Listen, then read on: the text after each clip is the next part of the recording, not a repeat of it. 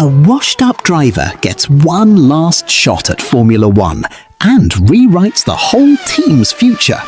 This is F1 2025. Movie recap? Let's get into it.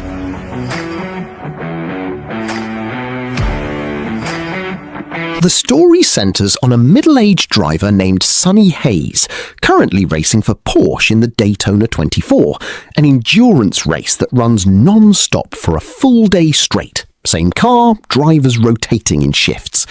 Sonny's up third, taking over from a driver who's currently sitting dead last. The team lead is counting on him to close the gap on the BMW team currently leading the pack. Hey, Sonny, want to maybe pass on the straights?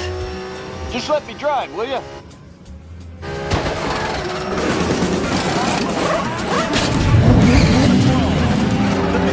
He's got a massive job. Right out of the gate, in his very first corner, Sonny proves exactly why he's still in the game, passing 3 cars at once. And it only gets better from there. The car ahead of him blows an engine, handing Sonny second place practically for free. Sweet baby Jesus, we got 10 more hours. Just let Sonny do his thing. Now it's just him chasing down the BMW driver up front. While everyone else is tapping the brakes into every turn, Sonny just keeps the pedal down and... Right on the brakes. And he does. somehow makes it work, pushing Porsche into the lead. When it's time to hand the car back off, Sonny tells the next driver one thing: hold the position. Don't waste what he just built. Porsche ends up taking first place, but Sonny barely reacts. He won't even touch the trophy, calls it bad luck. Do you want to touch it? Touch it. We'll take that bonus check, though. Since he was only ever contracted for this one race, he takes his paycheck and walks. The team lead, seeing exactly what kind of talent just drove for them, offers Sonny a full contract to stay on. Sonny turns it down flat. He needs the money, sure, but that's never been the point for him. Sonny races because he wants to. No sponsors, no fame, no strings attached. I'll see you down the road. Sometime after Daytona, Sonny gets a visit from an old friend named Ruben, a former racer himself, now the owner of a struggling Formula One team called Apex GP. And yeah, you can guess where this is going. Ruben wants Sonny in. Apex GP has finished dead last 2 seasons running, hasn't won a single thing, and they're buried in debt. Debt serious enough that if this season doesn't turn things around, the board's ready to sell the whole team out from under Ruben. I need a new driver.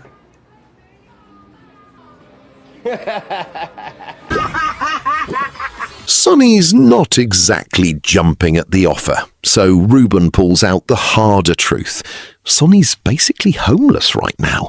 No house, no family left, his wife and kid are long gone, and the only place he's got to call home is an old beat-up van. If Sonny changes his mind, there's already a plane ticket waiting for him. Hey, Ruben. Good to see you, amigo. Cut to the Apex GP garage, where the team's deep in practice, because F1 isn't just about speed, it turns out. There's an insane amount of precision involved. Fractions of a second make or break everything.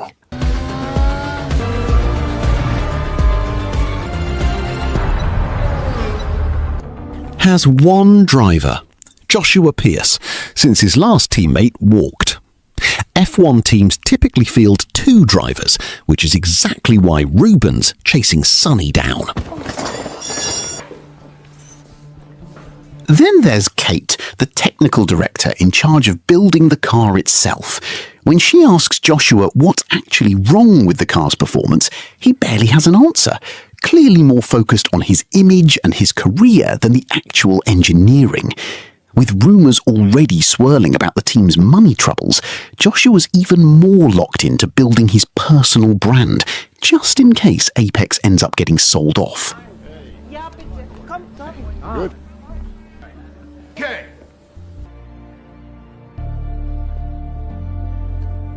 That's when Sonny officially steps up, agreeing to join in front of the whole team.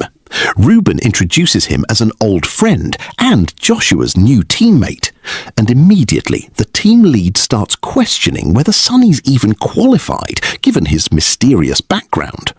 If anyone thinks this is some kind of audition, though, they're wrong. Gaspar, you misunderstand. We're not auditioning him. He's auditioning us. Sonny's not here to prove anything to anyone but himself. He asks for the exact same car Joshua's been driving, with one condition. If he beats Joshua's lap time by a full second, he's in. After 30 years away from an F1 cockpit, Sonny has to adjust fast to all the new tech, but with decades of raw skill underneath it, he picks it up almost instantly. His first lap starts rough. He struggles through the opening corner, but he floors it, trying to close the gap on Joshua's time, which was only a few seconds difference. And guess what happened?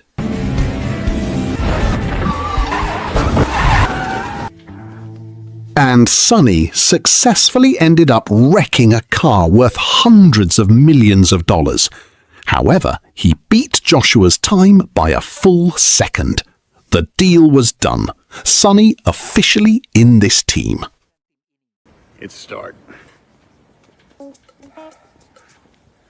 As the newest member of the team, Sonny gets brought to Apex GP headquarters to meet the staff and sit through his first press conference. Hey, it's been an undeniably messy start to your season. Messy start doesn't mean you can't finish neat. After Joshua handles his round of questions, it's Sonny's turn, and a veteran F1 journalist starts digging into his rough personal history and past mistakes.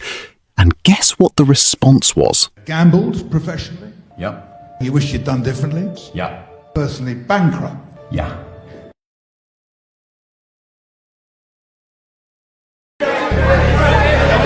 Sonny couldn't care less.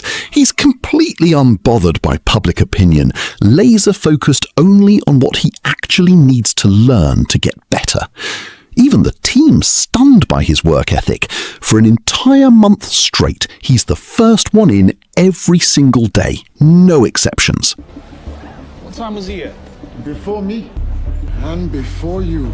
Race day arrives, the British Grand Prix at Silverstone, Sonny's first official race as Joshua's teammate. There he meets Peter, Reuben's close friend and the main team's Apex GP investor.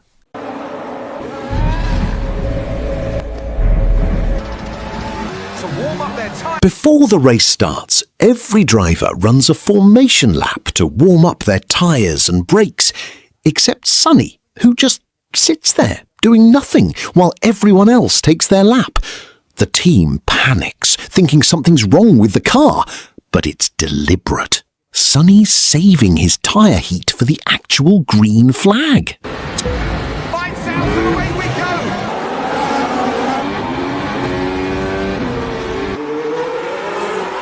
And it works. He blasts off the line and starts eating up positions. But Hayes is in trouble! This could reverse! And it is! though he does eventually get passed by real-life Red Bull driver Sergio Perez. 20 laps in, Joshua's tyres are worn thin, forcing a pit stop, and a nervous crew member fumbles a tool, nearly getting run over in the process. Right after, Sonny pits too, and the crew botches the jack this time, costing him precious seconds. Hayes just ahead of his Williams house here in Silverstone! That puts Sonny right ahead of his own teammate, and instead of working together, the two start actively racing each other, with Joshua stubbornly refusing to yield position. Neither one ends up on the podium, and this is what happened.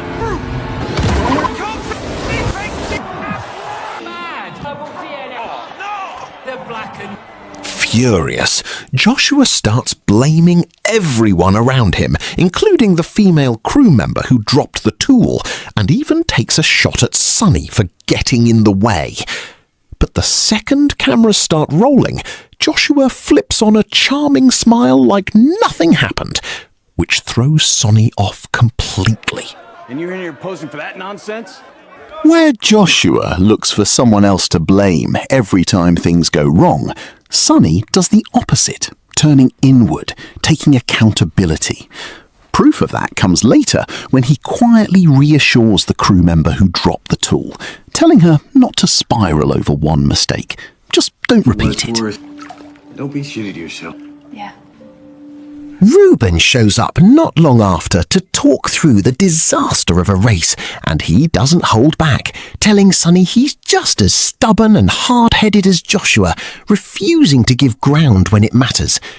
Moving forward, Ruben pushes hard for the two of them to actually start cooperating as teammates. Ruben, can't get there with this car. The next day, Sonny sits down with Kate, the technical director, and the two start bouncing ideas off each other, drawing on Sonny's decades of experience. Turns out, teams like Ferrari, Aston Martin, and Red Bull all have faster straight-line engines. So instead of chasing that, Sonny suggests building Apex's edge somewhere else entirely: cornering. It's riskier, sure, more prone to accidents, but Sonny's willing to bet on it. He asks Kate to redesign the car specifically to dominate the turns.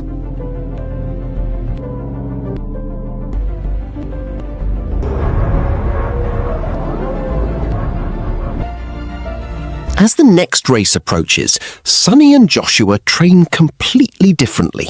Joshua sticking to modern methods, Sonny relying on his old-school instincts, but both grinding equally hard in their own way.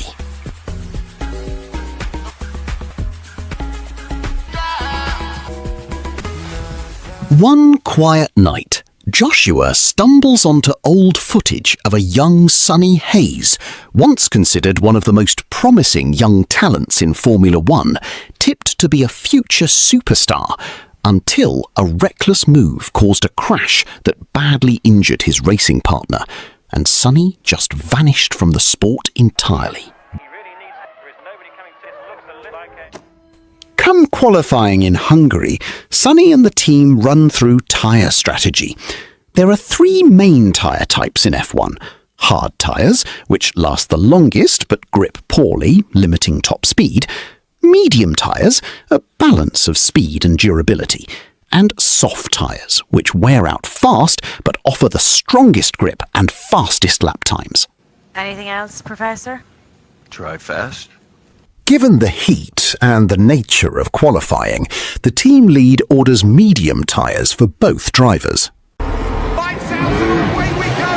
Lights out and away, and here come the twoing with him! Gastry, Jonas! Right into the first corner, three cars go spinning out and the wreckage damages Sonny's tyre, forcing an early pit stop where medium tyres just aren't fast enough anymore. Sonny pushes hard for soft tyres instead, but... Plan C! Soft! Damn it! What's wrong with The guy sitting in it.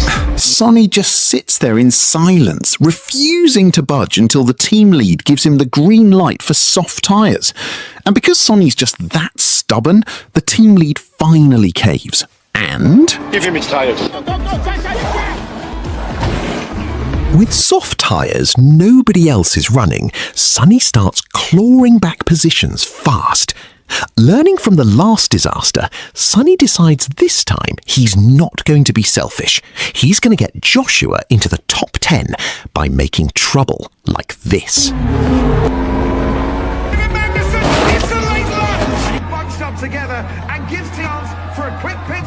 Even if it means bending the rules a little. In F1, when debris hits the track, race control deploys a safety car to slow the leading pack down while the area gets cleared, which conveniently also helps drivers trying to protect their position, exactly what Joshua needs right now. You ready? He's going to do it again. Football task. On the final lap, Joshua's tyres are shot, but pitting now would cost him his spot outside the top 10 entirely. So Sonny does something reckless. He deliberately crashes into an advertising board on track, triggering another safety car, finally giving Joshua the window he needs to pit and change tyres, letting him hold on to his position and lock in a spot in the top 10 and hold on to his position.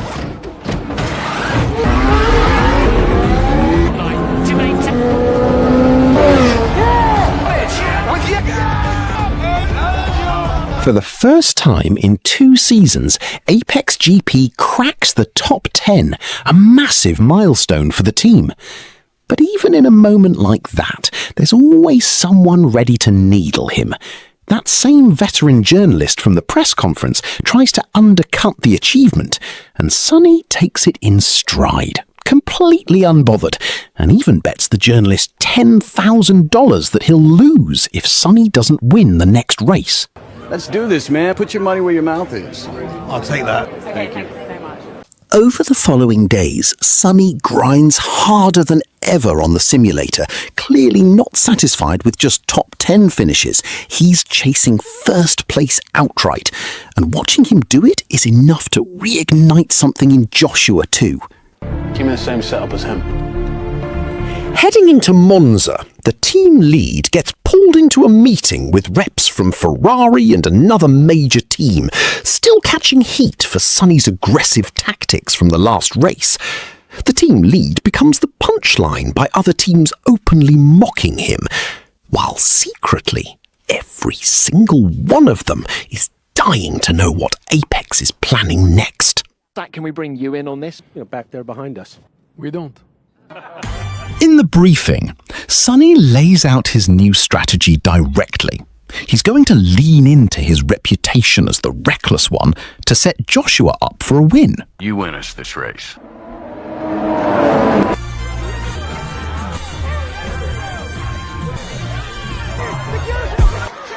By lap 20, Joshua's holding 10th, while Sonny's stuck way back in 11th, deliberately blocking the pack behind him. When it's time to pit, Sonny pulls off another underhanded trick like this. Changed my mind. Describing gravel onto the track to force a slowdown, then slipping into the pits himself to change tyres while everyone else is forced to ease off. He comes out ahead of the whole pack. With Joshua's win as the priority, Sonny keeps deliberately slowing his own pace, blocking Ferrari and Red Bull long enough for Joshua to slip past into 4th. Who's coming up from behind? By lap 46, rain starts falling, turning the track dangerously slick. While most drivers pit for wet tyres, Sonny and Joshua stay out and push through, climbing to 2nd and 3rd. Sonny in 2nd, Joshua right behind in 3rd. With 1st place, currently held by Red Bull, squarely in their sights, Sonny tells Joshua to stay glued to his bumper. When the moment's right, Sonny waves him through, and everything goes sideways. Joshua pit. No! Joshua, Sonny says wait for the straight. The straight is to turn 1.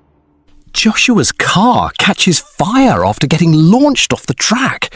Sonny reacts instantly, pulling him free and saving his life, though Joshua ends up needing serious hospital time.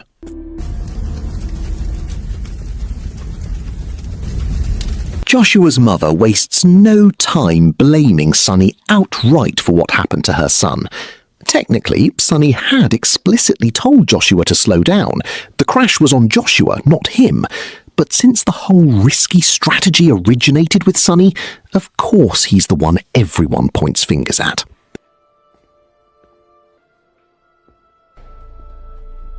Joshua's ruled out for 6 full months, forcing the team to bring in a temporary replacement. Meanwhile, Sonny, driven by a clear sense of purpose, manages to rally the entire team, keeping morale and momentum up while Joshua's stuck watching from the sidelines, missing every big moment. Tendencies for combat.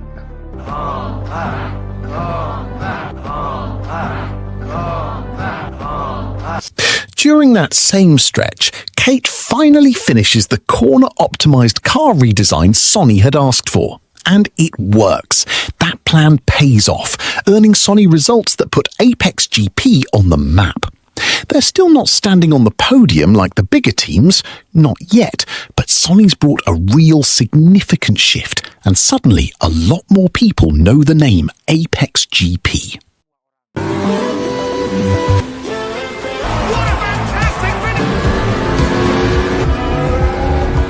The Valiant 7. P5. 6 months later, Joshua's finally cleared and returns to a warm welcome. But the time away cost him something bigger. The spotlight. Everyone's talking about Sonny now, not him. Instead of stepping back into the team dynamic, jealousy gets the better of Joshua and his ego starts derailing races, dragging Apex GP's momentum right back down with him down. Furious, Sonny snaps at him. After everything he's fought to build for this team, Joshua's threatening to tear it apart in minutes out of pure childishness. After everything Sonny had planned to put Joshua out front, it's Joshua himself who ends up wrecking it all. Kate, worried about the fallout hurting the whole team, decides to intervene, inviting both of them to dinner and a card game to smooth things over and rebuild some actual trust between them.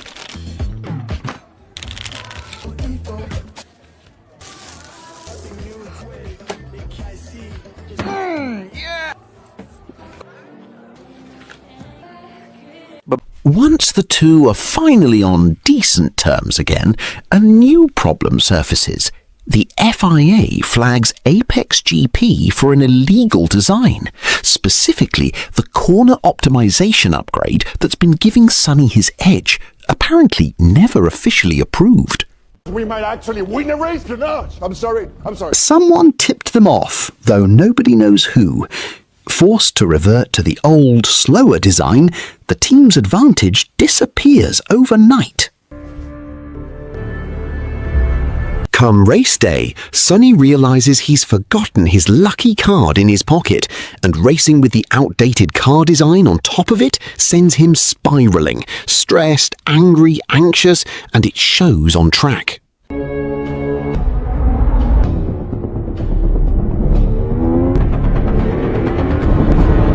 Driving angry. Sonny, what's happening?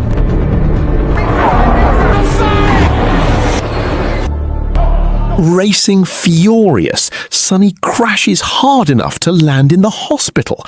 The accident accidentally exposes something else, a long-standing, untreated spinal injury. Rubin, unwilling to watch his friend die behind the wheel, pulls Sonny off the team entirely. It's not a joke! Not long after, Joshua stops by to visit, gift in hand, but overhears Reuben yelling at Sonny inside the room and quietly leaves without going in.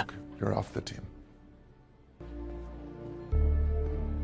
Days after Sonny's released from the hospital, he gets a visit from the investor he met back at qualifying. The investor lays it out. The board has agreed to sell Apex GP, and thanks to Sonny's performances, the team's now worth a lot more money. Great news for the investors, terrible news for Reuben, who's set to be pushed out entirely the moment the sale goes through. Seeing Sonny's talent as an asset worth keeping, the investor offers him a spot as the new team principal once Apex changes hands, dangling money and stability as bait. There's just one condition. Sonny has to race the final event of the season and deliberately lose, so Ruben has no leverage left to block the sale. It was you who forged those documents. And, as you might have guessed, this same investor is the one who leaked the fake documents to the FIA in the first place, all just to tank the team's performance and force a quick, cheap sale. Hail Mary. Right after that meeting, Sonny walks straight back into the team garage, catching Ruben completely off guard. Whatever Sonny actually decided about the investor's offer, one thing's clear: he's demanding to race in the final event of the season no matter what. As for the illegal design controversy, Kate confirms the FIA reviewed the leaked documents, found them fraudulent, and cleared Apex to run their upgraded car again. The finale takes place in Abu Dhabi, the last race of the season. Before it starts, that same veteran journalist tracks Sonny down for one more interview, and Sonny wastes no time calling his team over to hand off the $10,000 he owes, proof that unlike plenty of people who talk a big game early and flake later, Sonny always keeps his word. Once the race begins, Joshua only manages 11th in the opening lap, while Sonny's buried back in 22nd, until he starts surging forward, climbing to 16th. P16, Pierce's teammate. By lap 11, Red Bull, Mercedes and Ferrari are still dominating up front. Sonny hits traffic from cars behind him and has to pit for fresh tyres. By lap 25, Joshua actually grabs the lead briefly before a rear tyre blowout forces him back into the pits. Sonny, meanwhile, is fighting for a top 10 spot, and it comes down to whether his crew can beat Ferrari's pit stop time. They do. And Sonny climbs into the top 10, rattling the investor watching from the sidelines. Still a long way to go. By lap 38, Sonny's pushed all the way up to 4th, while Joshua briefly grabs first when Ferrari and Mercedes both pit at the same time. They're just coming up. Push now. Copy. Push it. In this race, he leads.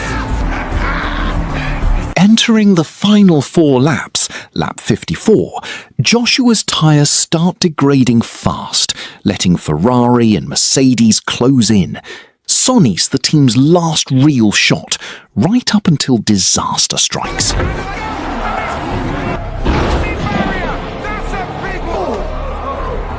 He crosses into pit lane during a restricted window, forcing him to complete his stop or risk a red flag disqualification. And somehow back to the pit lane. It's a miracle. I know. Good girl. Let's go. He barely makes it in, and the crew nails a 2-minute repair, getting him back out. As the race resumes for its final push, Mercedes leads, Ferrari second, Sonny's third. These last 4 laps turn into an all-out war.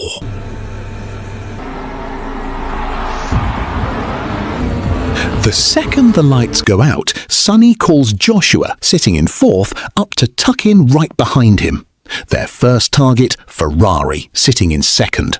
Working together with tight, coordinated blocking, they manage to pass Ferrari right through a corner. Come on, plays the deep past Leclerc. Where's in danger? He's ramming. Now it's just Mercedes left, driven by 7-time world champion Lewis Hamilton.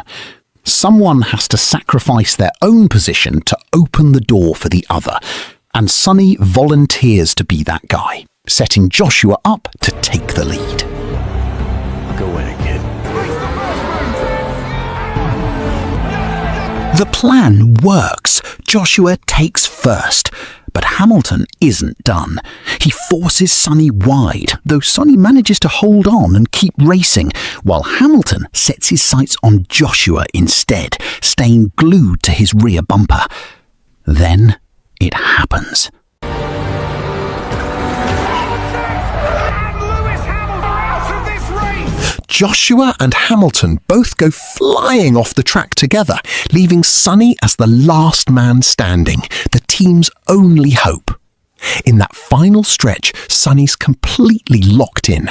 Nothing else exists. No crowd noise, no distractions, just the track.